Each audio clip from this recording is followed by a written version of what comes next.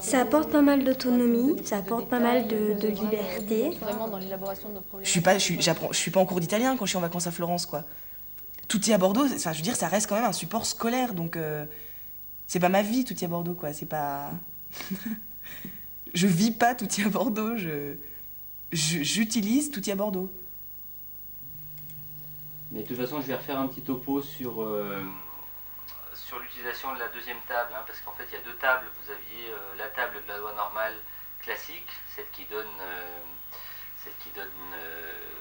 la probabilité en fonction de la valeur, et vous aviez la table phi-1 qui vous donnait la valeur en fonction de la probabilité.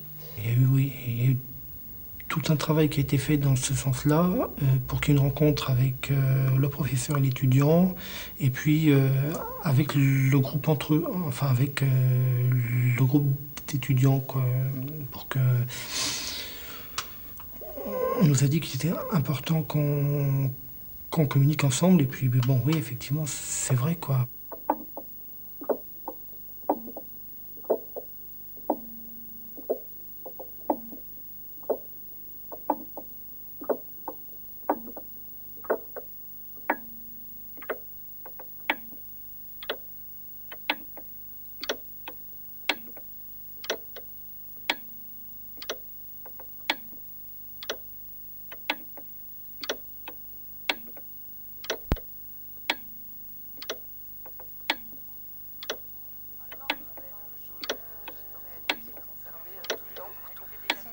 Physique du semi-conducteur, j'ai rencontré la prof une fois, donc c'était lors de l'examen.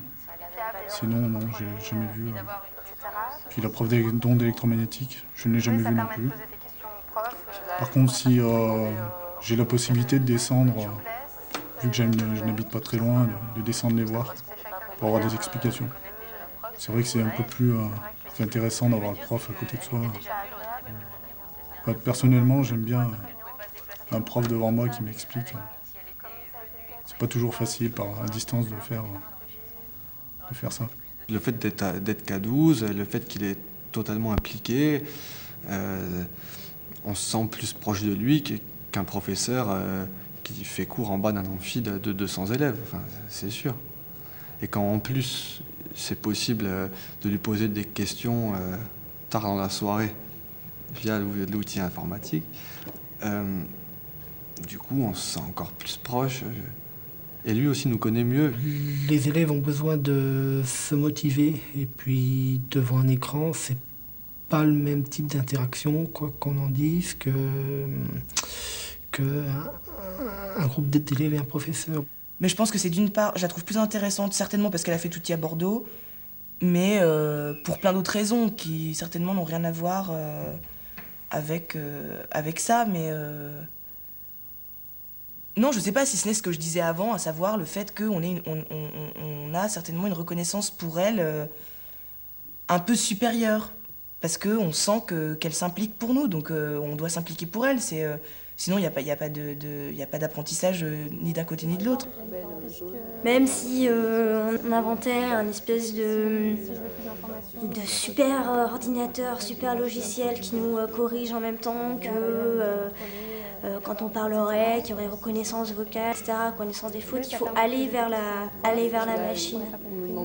Et je pense qu'il faut vraiment les deux. C'est pas naturel d'apprendre. Donc il faut qu'il y ait un être humain en face de nous qui pousse un petit peu. Ce que je veux dire, c'est qu'elle était déjà venue. Et oui, effectivement, là, on venait vraiment très peu en cours, au minimum moitié moins, pour travailler sur l'ordinateur. Cette année, elle a rééquilibré le tir parce que c'est vrai que c'était très difficile au niveau organisation personnelle de savoir qu'à la fois on n'avait pas du tout à être présent en cours et en même temps de se motiver entre guillemets pour aller passer 5 heures sur un ordinateur, à aller regarder tous les sites auxquels le programme nous renvoyait.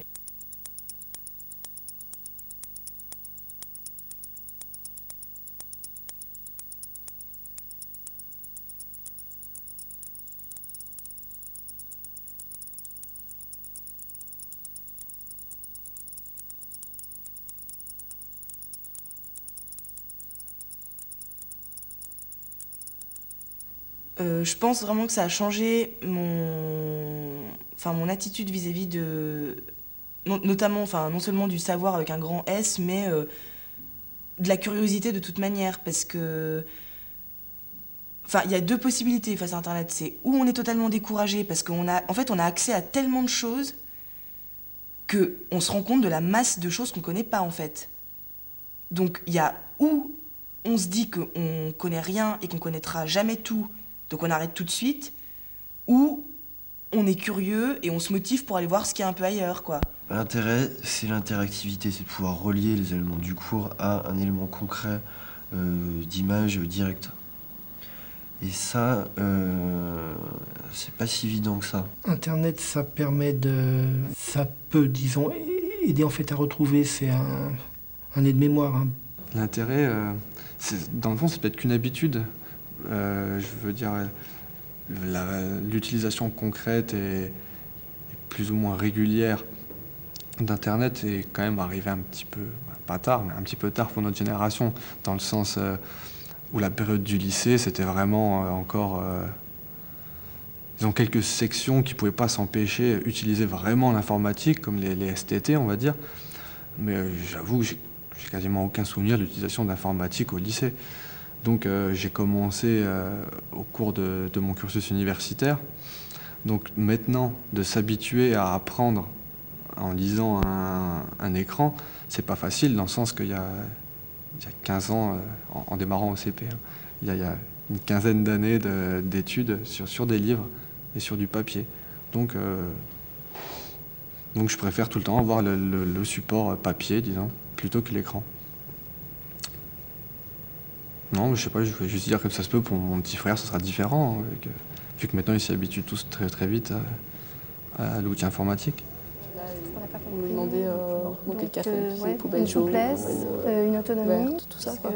Je sais pas moi, ça me fait plutôt penser à l'invention du téléphone, qui au départ avait été conçu pour écouter le théâtre de chez soi, à distance. Mais bon, les gens, au fur et à mesure, en ont fait l'utilisation qu'ils ont choisie eux-mêmes, à savoir le téléphone qu'on utilise aujourd'hui. Les usages sont en train de se construire. Nos observations nous amènent à penser que ce ne sont pas les outils qui les déterminent, mais bien les acteurs, étudiants, enseignants, personnel d'université. Quel bouleversement cela annonce-t-il dans les processus d'apprentissage ? Quels changements allons-nous connaître dans nos rapports au temps et à l'espace ? Telles sont les questions qui se posent aujourd'hui, en juin 2004.